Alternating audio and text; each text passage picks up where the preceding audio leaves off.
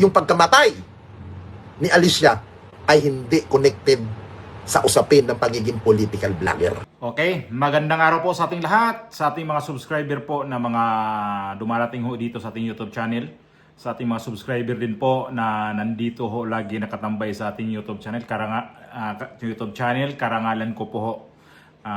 Nandito kayo, sinuportaan niyo po ako. Shout out po sa ating mga kababayan hong dyan sa Pilipinas, mga kababayan ho natin dito sa ibang bansa na kakagaya ko na isang OFW. Marami pong salamat sa inyong pagtiwala at pagsuporta dito sa ating YouTube channel.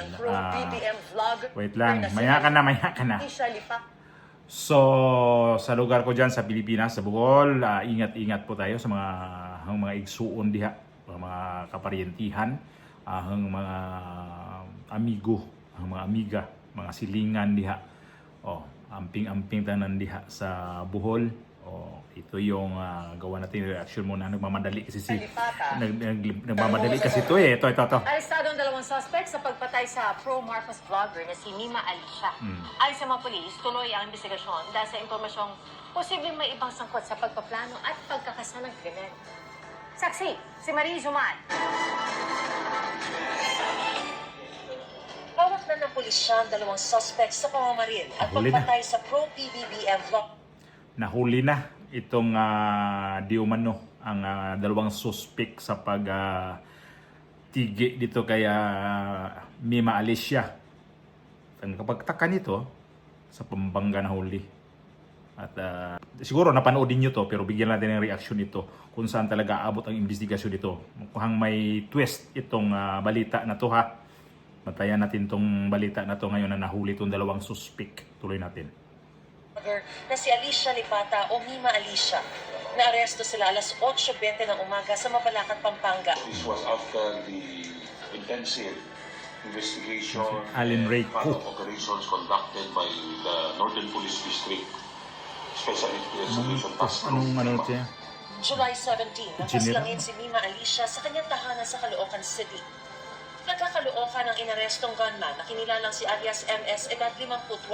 Nagkakabite naman ang umano'y nagpatakbo ng motorsiklong ginamit sa pagtakas na kinilalang si alias JA, edad 48. Sila na po mismo yung dalawang nakita natin na if you were able to watch kung may mga ibang video, sila na po mismo yung salary, sila na yung mismong may gawa na sinasabi ng witness natin na dalawang nakamotor na humintog po at pumatay kay alias Mima.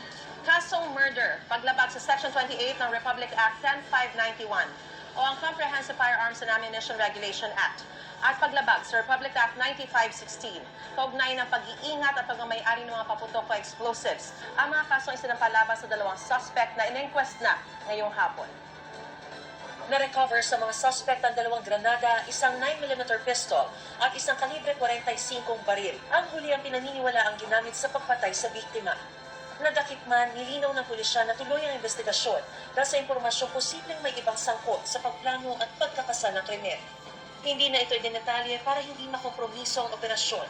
Nakita na po natin na around 20 or 15 or 20 minutes before dumating sila, tsaka lang po pumasok itong dalawa. So it points to the fact that there were some other people who were looking or surveilling ito pong movements nila. Patuloy pa rin inaalam ang motibo sa krimen. Pero ayon sa kapwa vlogger ni Mima Alicia, posibleng dahil ito sa pagtalakay nila sa politika. Gusto kami patahimikin, ayaw kami pagsalitain. Minsan na umano kasing may nagbanta laban kay Mima Alicia. 3 months ago, may mga pinento siya sa akin na may mga nagtatrend nga doon sa kanya. Even sa mga live streaming niya, post niya, sa comment section, may mga nagtatrend, susunod ka na. Naikwento rin ang banta sa ina ni Mima Alicia dahil umano sa content ng kanyang mga vlog. Ang gusto ko po, yung nag-utos na pumatay sa anak ko, gusto ko mahuli kaagad, paksyo ng kaagad mahuli. Kasi walang kalaban-laban yung anak ko, pinagbabaril sa ulo pa naman yung tama, pati sa dibdib wala, hindi ko siya naawa sa anak. Naniwala pa kung mayroong pamataas nag-utos doon sa bumaril sa anak ko. Dapat kami tatahimik. Kasabay na nabaril kaya nagpapagaling pa sa ospital ang partner naman ni Mima Alicia. Batid na niya ang sinapit ng vlogger. Mariz Umali ang inyong. Sabi ko nga may twist to bandang ngayon ang nakikita ko dito, bakit dito sa balita sa mga mainstream media, itong dalawang suspect ay naka-blurred. Tapos hindi pinalabas ng PNP ang totoong pangalan ng itong dalawang suspect. Nahuli na eh. Ano pa bang ba't itatago nyo pa yan na yun talaga ang suspect ninyo? Bakit itatago nyo pa yung mga pangalan? Tapos, ayun na, pati nanay nitong si Mima, pati itong mga kaibigan niya, mga vlogger, ay in-interview dito sa GMA na to, ay mayroon talaga silang gusto pang paano papalabasin pa dito kung may mastermind daw itong pagkawala ni Mima.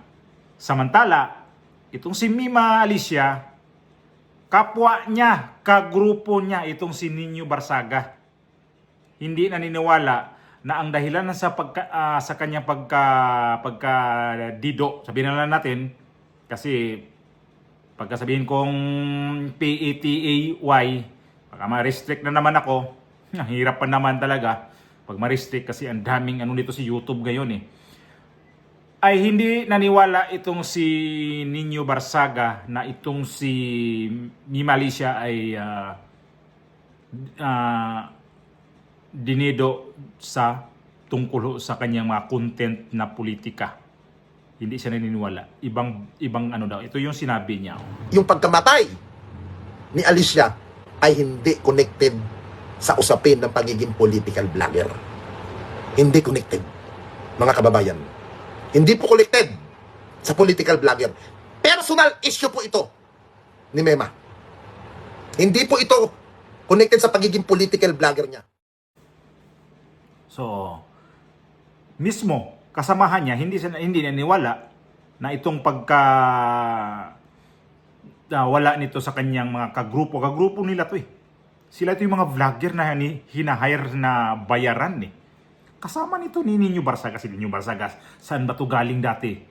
Pro Duterte ho itong vlogger na to eh. Bumaliktad lang to noong yun na nga, yung mga bayaran sila eh. Ito, so may alam siya. Ito si Nino Barsaga na ano talaga ang dahilan sa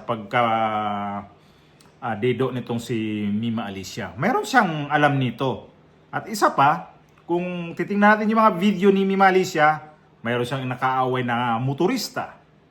Tapos hiwalay sa live-in partner niya, live-in partner niya na meron pala tong anak na 4 na taon. Tapos hindi maganda ang kanyang paghihiwalay. Bakit titingnan dito sa mga vlogger, bakit suspect na agad? Wala ibang ano nito eh. Tutumbukin nila ngayon, mga Duterte na naman.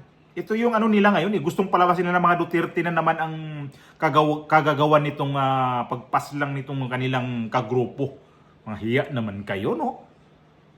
Ito ngayon ang sinapit ng Vice Presidente, sinapit ni Tatay Digong. Sabi ko nga nito, mayroon pa ba silang panahon nito na mag-recruit na busy o hindi na nga sila makaundugaga sa kanilang mga kaso? Yan ang sabi ko sa inyo eh. Gusto talaga ninyo, itong mga Duterte, na lahat ng mga problema nangyari ngayon, mga ganyan na nangyari ngayon, itong hindi safe ang Pilipinas, mga Duterte pa rin ang inyong pagbibintangan. Ito nga ngayong itong pagbubumba na naman ulit ng barko nitong BIFAR, dito sa Chinese Coast Guard. Ito na naman na nahalungkat na naman nila itong gentleman agreement. Sus. Nandyan ka na, Bongbong Marcos. 5 taon ka na dito sa iyong panunungkulan. 4 na taon ka na sa panunungkulan mo. Pero, anong ginawa mo ngayon sa China, sa South China Sea? Puro ka na lang paninisi, kagaya nga nitong ginawa nito kay Mima Alicia. Ang dami nga nang lumalabas nga dyan na ang dahilan din dito ay kulangan sa pera. Mayroon mga mensahe nga yan dyan na nababasa natin sa social media. Ayan. Ano yan? Pera ang pinag-uusapan dyan. So, ang nangyari ngayon dito, palalabasin ninyo, mga Duterte na naman. Yan naman talagang, may mga vlogger na dyan Duterte na pinagbibintangan Kakasuka naman kayo. Halimbawa, kung may matigi dyan sa Pilipinas o kung saan mga nagbablog patungkol kay Bongbong Marcos, ang suspect na naman, Bongbong Marcos, nagpapatigi. Ako, aminin ko talaga dito sa mga ginagawa ko rin dito na nag-o-opinion ako dito, naglabas ako ng saloobin dito. Mayroon talagang mga mayroon talagang nagmi-message. Sa akin, 2 beses na nangyari ho sa akin yan. Although nandyan pa yung mga message niya sa akin. Yung dalawa lang naman, 2 tao ho yan, may death threat sa akin. Nandyan sa akin, naka-ano lang yan. Nandyan naka-ano lang yan. Sabi, subukan mong umuwi dito. Di ba, sabi, sa bulaan pa, damag lagi ka. Ibig sabihin, dadapa ka talaga. Subukan mo lang umuwi dito. Di ba, dadapa ka. Dahil ho yun, sa mga kinukontent ko yun nung binavlog ko yung tungkol ho sa doon sa amin ho yun. So daming daming nag-comment noon at isa doon sa sa akin yung sa akin. Pero hindi ko nagbintang na ito tauhan to ni ganito. Mayroon talagang taong galit sa iyo.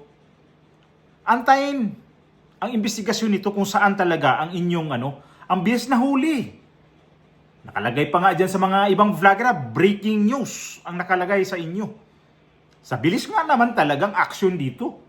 So ibig sabihin nito, mayroon silang mga plano ngayon. Alam naman natin kung saan to dadalhin ngayon Dito sa impeachment nga lang Wala nga silang mga ebidensyang matibay ho dyan. So ito idadagdag ninyo sa impeachment na to.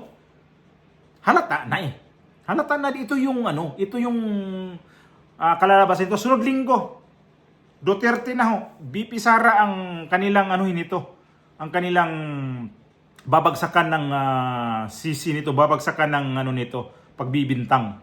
Ito si Mima Alisa, mayroon nga kay John Vic Remulla, binira din niya Tapos, dapat kung itong mga PNP ngayon, wag nyo i-blurred. Yan may picture pa nga yan, hindi naka-blurred.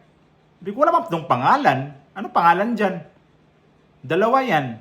Sus, may mga may mga green, ano ba yan? Paano ba sabihin yan? G-R-A-N. Basta, gano'n na lang. Mag-spelling pa ko, nakalimutan ko ito mag-spelling ng yun. Ang nakikita dito, ibig sabihin dito, mga talaga to sila, mga tinatawag dito, ang ko dito, pagkaintindi ko dito nahuli ito, talagang nilagyan nila talaga to ng na mayroon silang mga hawak na ganyang baril o hawak na mga ganyan mga klaseng malalakas na mga paputok dahil para sabihin talagang to sila, hinahire talaga sa mga ganyan. Sus, Diyos ko po. Kung ito yung nangyari ngayon kay Mima Alicia, kung sundan din natin ang mga ibang istorya nito, malay natin kung sila lang din yan dyan. Ito nga yung lumabas na naman yung Boss B na yan. Sino si Boss A? Yung Boss B, ang pagkaintindi ko niyan, parang hindi yan abbreviation. Ibig sabihin niyang Boss B, may Boss A. O may Boss C. Yan kasi may Boss A, may Boss B, may Boss C. Sino ang Boss A? Sino ang Boss B? Sino ang Boss na letter C? Hindi ho yan abbreviation ng pangalan nila. Hindi ho yan. Hindi ako naniniwala ganyan abbreviation yan. Ang ibig sabihin yan ay kategorya ng amo nila kung sino ho yan. O sila lang yan. Hindi natin alam ha. Kaya lang yung ibang mga loyalista ho dyan, na mga vlogger, ay wala nang iba na pupuntahan sa kanilang utak. Duterte na daw. So, sa nangyari ngayon na pagkahuli nito, imbestigahan ninyo at bakit ito naka-blurred? Tanong ko lang, ba't naka-blurred ito? Nahuli na pangalanan nyo na. Nag-imbestiga kayo, kung nakarating kayo sa Mabalacat, Pampanga, ibig sabihin nito, nasundan ninyo itong mga suspect na bagay, itatago nyo pa. Ingot talaga itong mga taga-PNP, no? Paano kayo pasikat para sabihin sa ang bilis ng trabaho ninyo? Samantala, ang dami pang mga diyan dapat na ma-solve yung mga ganyan na nangyari sa Pilipinas, yung mga riding in tandem na iba o kaya yung mga taxi nagtataxi ng mga motor. Hindi ngayon na resolve pa Ito inuna nila to para may pangdagdag sila dito sa pangbintang dito sa kay BP Sara. Ito idagdag nila sa impeachment. Sige, dagdag nyo na idagdag. Wala man nangyayari eh. Lalo pa tuloy tumaas itong trust rating ni BP Sara. Yung Bongbong Marcos ninyo. Ako tawagan ng presidente yan ha. Hindi ko presidente yan. Yung presidente ninyo ay nako, lalong bumaon sa kanyang rating. So, abangan ko nga to. Tingnan natin ko ang ano tong investigasyon dito sa sa inyong mima nga wala na. Naiuwi na pala to sa probinsya. Probinsyana din pala to. Kailangan makapagsalita. Akala mo kung may pakayabang din eh. Ito patay na to pero nakikita ko sa mga vlog niya iba. May pakayabang talaga. So, wala talaga mangyari sa buhay natin kapag sobra tayo sa mapanghitaas.